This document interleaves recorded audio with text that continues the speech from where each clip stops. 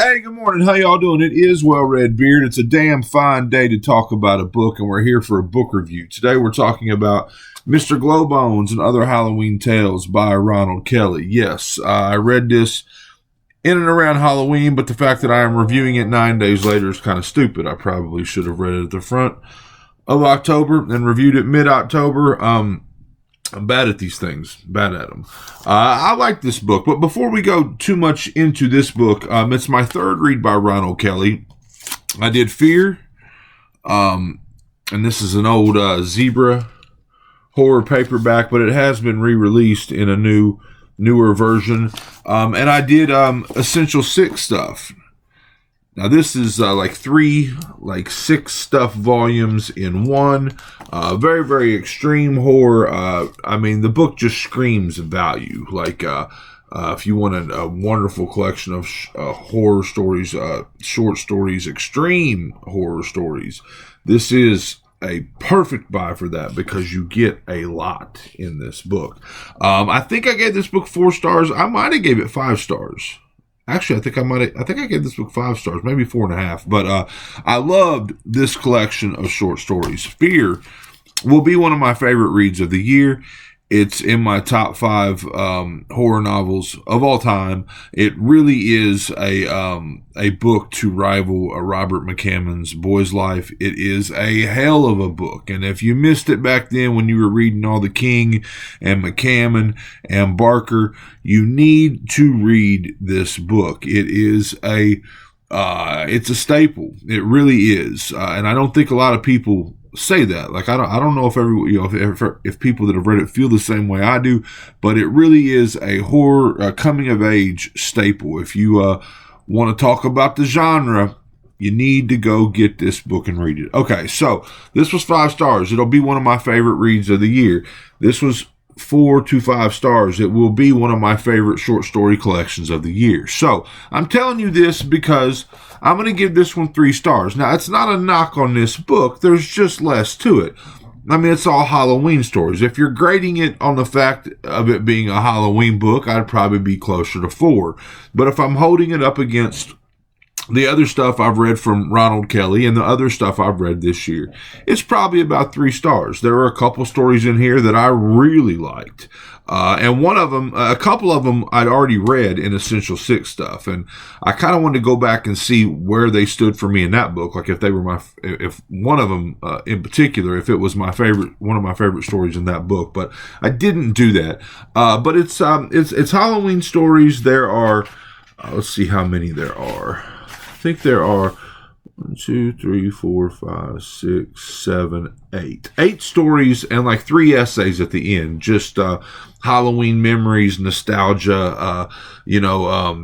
Ronald's a little bit older than me, but we grew up in the pre-internet era. Halloween was different back then. It just was. And so there's a lot of nostalgia stuff in here too. Cool stuff like monster the old monster models, and going to the dime store and the big bin of rubber monster masks and things like that. There's a lot going on here. But 2 of my favorite stories in this book, I'm gonna say my number 2 story in the book is Mr. Glowbones, the title track. I love this story, and it's about a cardboard cutout Halloween decoration. You remember they bend at the joints. They got the brass tabs or whatever that hold them together at the joints, and you mold or you put them how you want them and mount them on your wall or your door. And this one is a glow in the dark skeleton, and our main character is a father, and this glow in the dark skeleton was gotten and put up on Halloween when he was a kid, the same night that his father was murdered. There's some shit to that. And it's crazy, and he thinks this thing has disappeared, but his kids find it in the attic 20 years later, or maybe it's longer than that. But you get what I'm saying. And if you would have told me you could have made a story about a paper thin poster board cutout skeleton, if you could have told me someone could write a story about that and actually like kind of freak me out, like kind of have me edge of the seat, kind of make, because I read a lot of this stuff, people. I'd have told you you're crazy. And I'm telling you, there's one scene in there, one where the father is laying in bed, pitch dark in the house, and the door to his bedroom's open, and he looks across the hallway and sees this thing hanging on his daughter's door, and remember, it glows in the dark, and so he can see it, and it's hanging there, it's mounted there, and all of a sudden the arm drops. I'm sorry.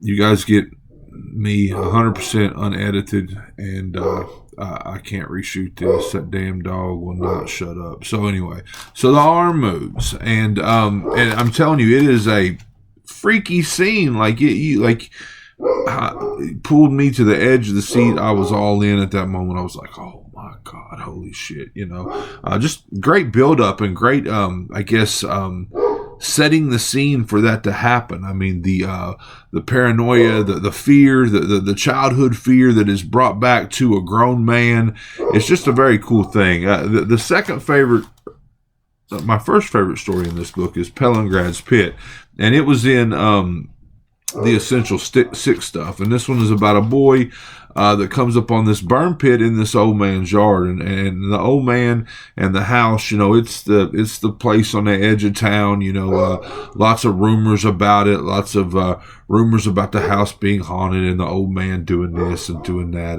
and the kid comes up on it on his bike, and he kind of gets down in the pit and is looking around, and the shit that he finds in that pit, it's some freaky stuff. Like he's basically finding the ghosts of the things that have been put there. And I don't want to go too much more into it, but there's a scene with a puppy.